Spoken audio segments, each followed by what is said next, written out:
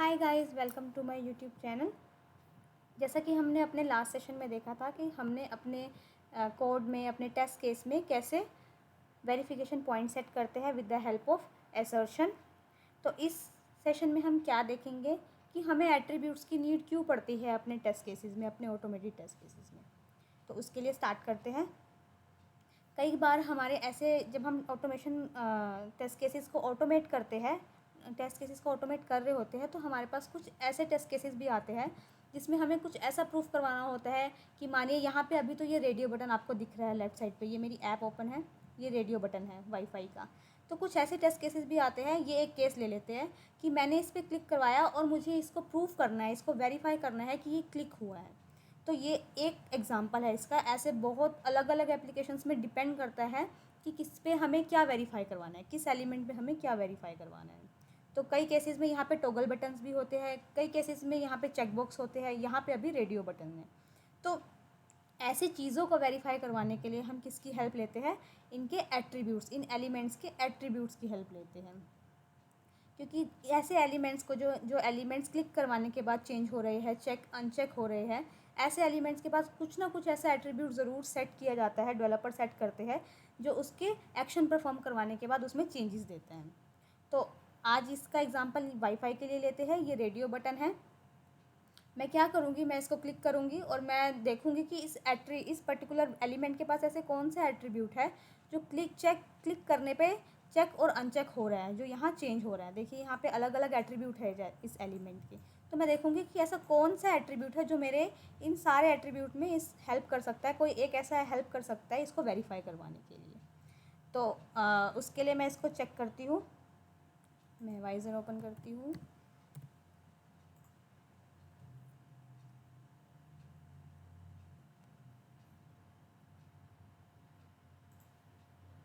और ये मैंने अपना डिवाइस ओपन किया। तो देखिए अभी ये अनचेक है। मैंने यहाँ पे इसको क्लिक किया और मैंने जस्ट रिफ़्रेश किया।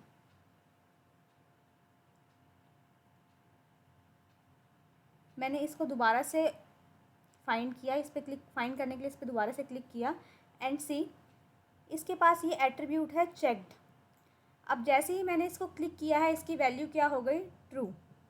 तो इसकी इस वैल्यू में, इस पर्टिकुलर सारे एट्रीब्यूट में से इस एट्रीब्यूट में चेंज आ रहा है कि जैसे ही मैं इसको चेक कर रही हूँ तो इस वैल्यू की, इस एट्रीब्यूट की वैल्यू क्या हो जा रही है? ट्रू। तो हम इसी एट्रीब्यूट का यूज़ करेंगे इसको वेरीफाई करने के लिए। और अगर मैं इसको अनचेक करती हूँ, अगर मैं इसको अनचेक करती हूँ एंड फिर से रिफ़्रेश करती हूँ,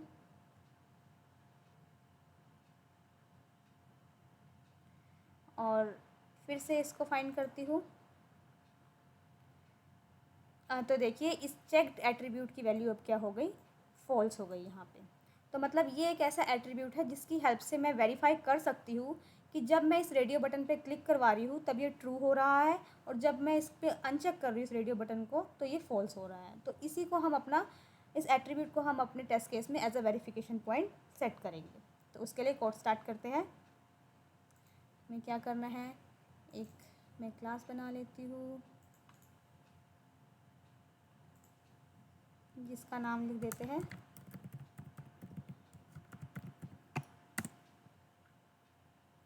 एट्रीब्यूट टेस्ट। इसमें हमने एक्सटेंड कर लिया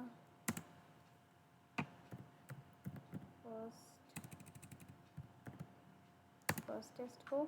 हमने एक्सटेंड क्यों किया है? क्योंकि हमें बार बार अपनी ऐप को लॉन्च करवाना है और उसके लिए हमें बार बार कोड नहीं लिखना, इसलिए हमने इसको एक्सटेंड किया है। लॉन्च करवाना है। लॉन्च करवाने के बाद हम क्या करेंगे, पहले तो हम देखेंगे कि हमें ये एलिमेंट, हम इस एलिमेंट तक पहुँचे कैसे। तो अगर एक बारी मैं बैक करती हूँ और यहाँ भी बैक करती हूँ तो मेरे पास ये प्रेफरेंसेस है। मैं इस पर क्लिक करती हूँ ऐप ओपन होने के बाद, फिर मैं प्रेफरेंस डिपेंडेंसीज पे क्लिक करती हूँ, तो उसके बाद मुझे ये पर्टिकुलर रेडियो बटन मिलता है। तो पहले इन दोनों एट्रीब्यूट्स पे क्लिक करवा लेते हैं। इसको कैसे फाइंड करते हैं,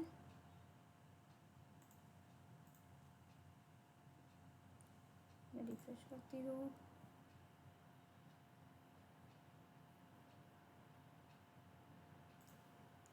प्रेफरेंसेस सी, इसके पास एक्सेसिबिलिटी आईडी है तो उसी का ही यूज़ कर लेंगे।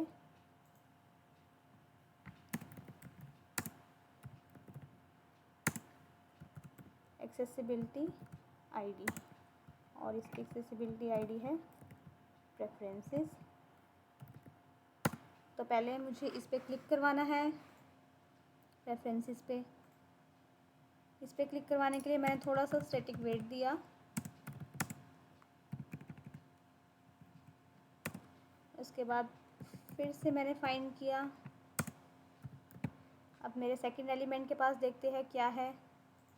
प्रेफरेंसेस पे क्लिक करवाने के बाद मेरे पास है शेयर्ड प्रेफरेंस डिपेंडेंसीज। तो इसके पास देखते हैं क्या है।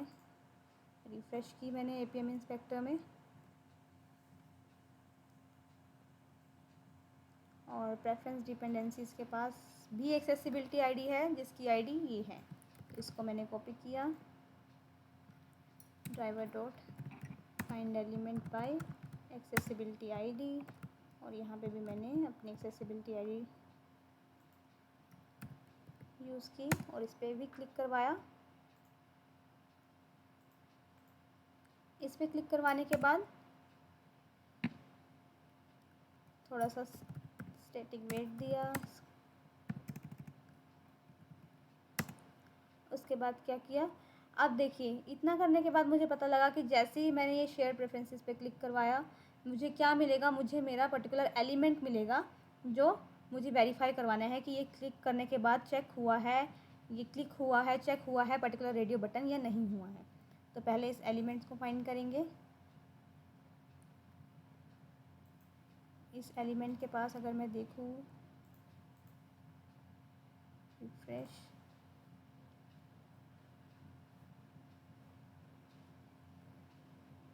इस एलिमेंट के पास क्या है, इसके पास भी आईडी है पर इसके पास एक्सेसिबिलिटी आईडी नहीं है, इसके पास रिसोर्स आईडी है। तो इसको भी फाइंड करेंगे।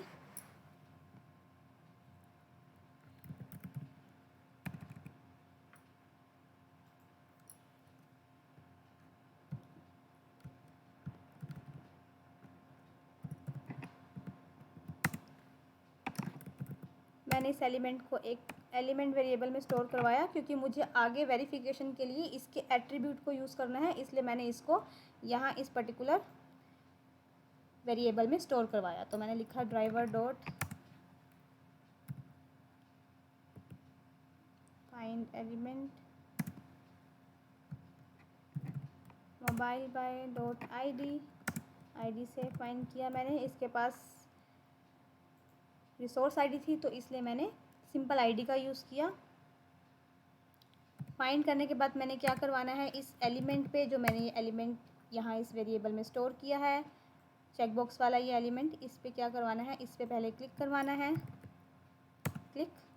एंड क्लिक करवाने के बाद क्या करना है, मुझे अब अपना वेरिफिकेशन पॉइंट सेट करना है कि अब मैंने क्लिक करवाया और मुझे प्रूफ करना है कि ये क्लिक हुआ है या नहीं। तो उसके लिए क्या करेंगे, उसके लिए हम पहले देखेंगे कि जितने भी हमारे ये एलिमेंट्स होते हैं, जितने भी एलिमेंट्स के एट्रीब्यूट होते हैं, जो ये एट्रीब्यूट्स होते हैं ये सारी वैल्यूज़ किस में रिटर्न करते हैं, वो स्ट्रिंग में रिटर्न करते हैं सारी वैल्यू। अगर मैं किसी भी एट्रीब्यूट को यूज़ करूँगी तो वो मुझे उसके सामने वाली वैल्यू रिटर्न करेगा। अगर मैं इंडेक्स का यूज़ करूँगी तो मुझे उसकी वो वैल्यू देगा, वो इंडेक्स नहीं बताएगा, मुझे इंडेक्स की वैल्यू देगा। तो पर्टिकुलर एट्रीब्यूट जब भी हम यूज़ करते हैं अपने कोड में तो वो उसकी वैल्यू रिटर्न करता है, किस फॉर्म में, स्ट्रिंग की फॉर्म में। तो मैं क्या करूँगी, मैं यहाँ पे एक स्ट्रिंग वेरिएबल बनाऊँगी जिसको मैं लिख दूँगी चेकबॉक्स इज चेक्ड। और ये लिखने के बाद मैंने क्या किया, जो मेरा ये एलिमेंट है, अब मुझे क्या करना है, मुझे इस एलिमेंट का एट्रीब्यूट चाहिए। तो उसके लिए हम क्या लिखते हैं, एलिमेंट डॉट गेट एट्रीब्यूट।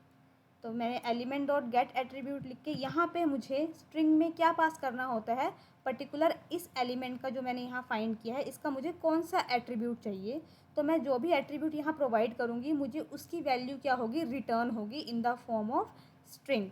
और मैंने उस स्ट्रिंग को कहाँ स्टोर करवाया, अपने इस स्ट्रिंग वेरिएबल में। तो मुझे पता है मेरे एट्रीब्यूट का नाम क्या है। मैं यहाँ जाऊँगी और मैं देखूँगी मेरे पास चेक्ड एट्रीब्यूट है, मुझे इसका यूज़ करना है। तो मैंने इसको कॉपी किया, कॉपी करने के बाद मैंने इसको यहाँ पे पेस्ट किया और सिंपल। अब क्या होगा, जब मेरा प्रोग्राम रन होगा और वो यहाँ पे गेट एट्रीब्यूट की वैल्यू देखेगा कि मुझे कौन सा एट्रीब्यूट चाहिए चेक्ड, और तो मेरा प्रोग्राम क्या करेगा, इस चेक्ड एट्रीब्यूट की वैल्यू को रिटर्न करेगा जो कि आएगी ट्रू या फॉल्स। अगर वो क्लिक होगा तो वैल्यू ये चेक्ड एट्रीब्यूट रिटर्न करेगा ट्रू। अगर मेरा रेडियो बटन क्लिक नहीं होगा, मेरा ये एलिमेंट जो है, जो मैंने रेडियो बटन यहाँ फाइंड किया है, मैं यहाँ लिख देती हूँ कि ये वाला मेरा रेडियो बटन है, ये एलिमेंट मेरा रेडियो बटन है। तो जो मेरा ये एलिमेंट है, अगर ये चेक नहीं हुआ होगा, क्लिक नहीं हुआ होगा, तो मेरा ये एट्रीब्यूट क्या रिटर्न करेगा, उस केस में फॉल्स। मुझे बस इतना ही करना है। मुझे इस एलिमेंट की जो भी एट्रीब्यूट की वैल्यू आ रही है वो स्ट्रिंग में रिटर्न करता है हमारा गेट एट्रीब्यूट मेथड। तो हम क्या करेंगे, इसको स्ट्रिंग में स्टोर कर लेंगे और इस पर्टिकुलर वेरिएबल का यूज़ करके लास्ट में अपना वेरिफिकेशन पॉइंट सेट करेंगे। अब आपको पता है वेरिफिकेशन पॉइंट सेट करने के लिए हम क्या करते हैं, हम असर्ट का यूज़ करते हैं। तो मैंने लिखा assert डॉट assert ट्रू। अब जो मेरी ये वैल्यू ट्रू या फॉल्स रिटर्न होती है, वो कैसे रिटर्न होती है, वो स्ट्रिंग में रिटर्न होती है। तो अगर मैं यहाँ पे, और जो मेरा एसर्ट है, जो ये वेरिफिकेशन पॉइंट है मेरा, जो ये एक्सप्रेशन है, ये क्या लेता है, ये बूलियन वैल्यू लेता है, स्ट्रिंग वैल्यू नहीं लेता। ये बूलियन में या तो ट्रू लेगा या फॉल्स लेगा, लेकिन जो यहाँ रिटर्न हो रही है वो वैल्यू या तो ट्रू है या फॉल्स है, बट वो किस डाटा टाइप की है, वो स्ट्रिंग टाइप की है। तो अगर मैं इस वेरिएबल को डायरेक्ट ऐसे लिखूँगी तो वो एरर देगा, वो बोलेगा कि आप इसको रैप करो बूलियन में, इस डाटा टाइप को चेंज करो स्ट्रिंग से बूलियन में, तभी आप यहाँ पे इसको यूज़ कर सकते हैं। तो हम इसको सिंपल चेंज कर देंगे। हमने wrap Boolean dot parse Boolean लिख के अपने वेरिएबल को यहाँ यूज़ किया, तो इसने इस वेरिएबल की डाटा टाइप को चेंज करके बूलियन में कन्वर्ट किया। तो अब जो भी ट्रू या फॉल्स वैल्यू मेरी स्ट्रिंग में आएगी एट्रीब्यूट से, वो मेरी किस में कन्वर्ट हो जाएगी, बूलियन में। तो अगर ये ट्रू होगा, अगर ये पास होगा तो मेरा प्रोग्राम सक्सेसफुली रन हो जाएगा, नहीं तो ये फेल कर देगा। तो अब इसे रन करते हैं और देखते हैं कि ये वर्क कर रहा है या नहीं। मैंने रन किया, मैंने अपना डिवाइस जो है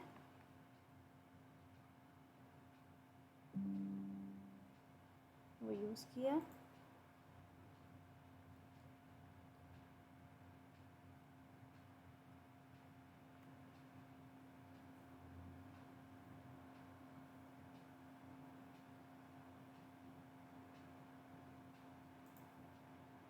तो मेरा डिवाइस ओपन हुआ, प्रेफरेंसेस पे क्लिक हुआ,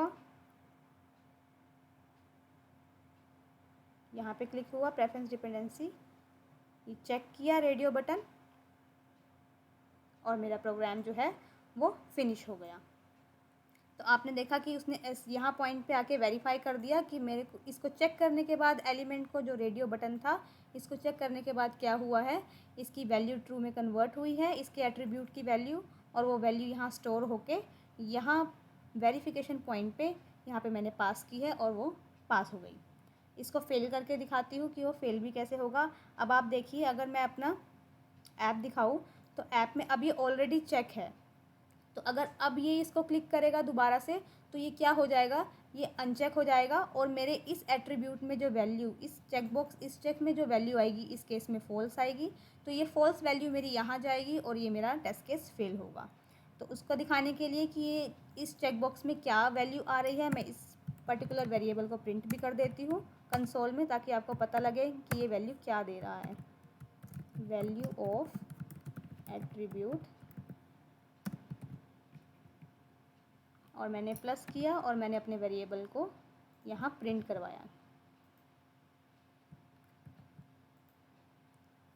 अब फिर से रन करते हैं और देखते हैं इस केस में ये फेल होता है या नहीं।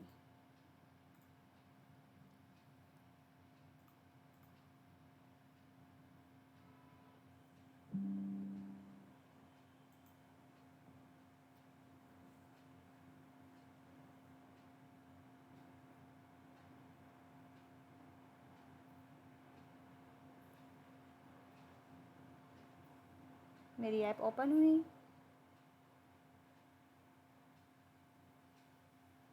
प्रेफरेंसेस पे क्लिक किया, रेफरेंस डिपेंडेंसी पे भी क्लिक किया। अब इसने इसको रेडियो बटन को अनचेक किया और सी मेरा प्रोग्राम जो है वो फेल हो गया। अगर मैं देखूँ यहाँ पे तो मेरा जो स्टेटमेंट प्रिंट हुई है, जो इस वेरिएबल की वैल्यू प्रिंट हुई है, जो एट्रीब्यूट से आ रही है, वो क्या आ रही है, फॉल्स। तो वो कह रहा है कि अब इस पॉइंट पे इसकी वैल्यू क्या है, फॉल्स, क्योंकि ये पहले चेक था और कोड ने मेरे इसको दोबारा से क्लिक करके अनचेक किया, तो इस चेक्ड की वैल्यू क्या हो गई, फॉल्स। और वो यहाँ आई, मैंने प्रिंट करवाई वैल्यू, और उसके बाद वो जैसे ही वेरिफिकेशन पॉइंट में गई, मेरी असर्ट में गई, तो वहाँ वो उसको एक्सपेक्टेड क्या था, ट्रू, लेकिन उसको क्या मिला, फॉल्स। तो मेरा प्रोग्राम जो है, मेरा टेस्ट केस जो है वो फेल हो गया।